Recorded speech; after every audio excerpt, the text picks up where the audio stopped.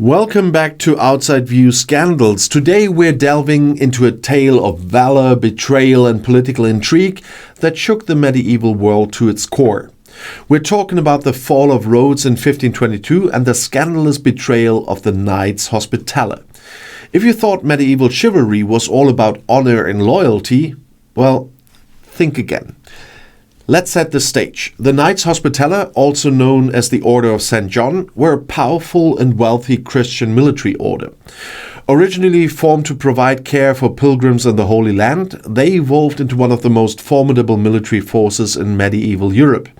By the early 16th century, the Knights had established themselves on the islands of Rhodes in the eastern Mediterranean, turning it into a fortress bristling with defenses. But Rhodes wasn't just any island. It was a strategic gem controlling key maritime routes between Europe and the Middle East. And if there's one thing history teaches us, is that strategically important places tend to attract trouble. In this case, that trouble came in the form of the Ottoman Empire, led by Sultan Suleiman the Magnificent. By 1521, Suleiman had set his sights on Rhodes. The Knights Hospitaller, a thorn in the side of the Ottoman expansion, had long been a target.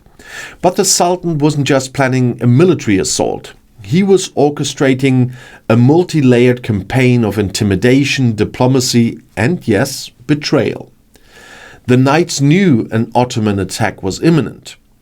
Grandmaster Philippe Villiers de l'Isle Adam, the leader of the Hospitallers, scrambled to prepare the island's defenses. Rhodes' fortifications were among the most advanced in the world at the time, and the Knights had a reputation for tenacity in battle. But they were up against an overwhelming force. Suleiman amassed an army of over 100,000 troops and a fleet of hundreds of ships. The Knights, on the other hand, had just a few thousand men, including mercenaries and local fighters. And then came the betrayals.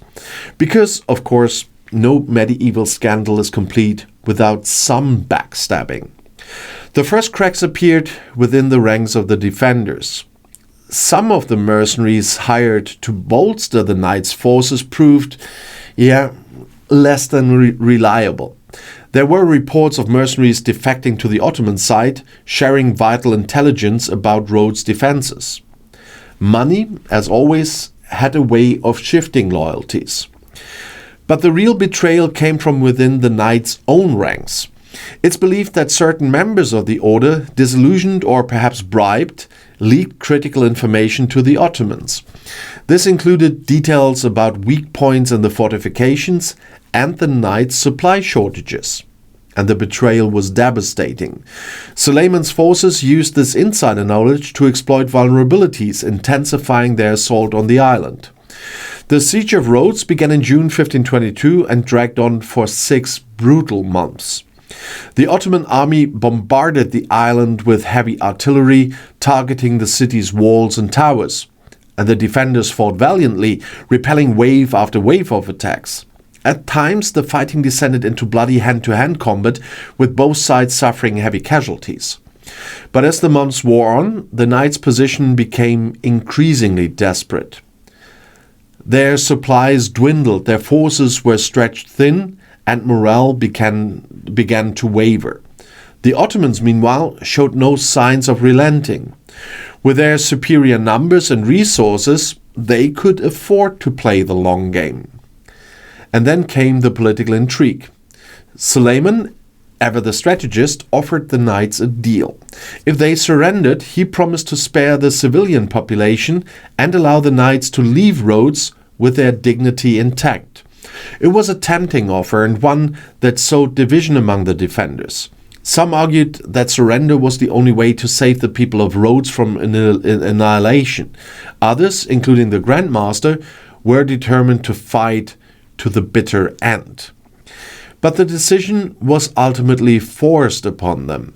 In December 1522, after months of relentless siege, the Knights were left with no choice but to negotiate their surrender. The terms of the agreement were surprisingly generous, a testament perhaps to Suleiman's respect for the Knights' bravery. The surviving Knights were allowed to leave Rhodes, taking their weapons and religious relics with them. The civilian population was largely spared, though many were displaced. The fall of Rhodes was a devastating blow to Christendom. The Knights Hospitaller, once seen as invincible defenders of the faith, were now homeless wanderers. Their reputation was tarnished not just by the defeat, but by the whispers of betrayal that surrounded it. The loss of Rhodes also marked a significant victory for the Ottoman Empire, cementing its dominance in the eastern Mediterranean. In the years that followed, the Knights regrouped and eventually established a new base on the island of Malta. There, they would stage one of their greatest comebacks during the Great Siege of Malta in 1565, but that's a story for another time. So, what do we make of the betrayal of the Knights Hospitaller? It's a tale that reminds us that even the most fortified walls can't protect against treachery. It's a story of courage and resilience, yes, but also a cautionary tale about the fragility of trust in times of crisis. And let's not forget the irony. The very mercenaries hired to defend Rhodes may have hastened its fall. So thanks for tuning in to Outside View Scandals again, where we unravel the stories of ambition, intrigue and betrayal that shaped history. And remember, in the world of power and politics, the real battle is often fought behind the scenes. Until next time, and the next video is already right here in the end screen.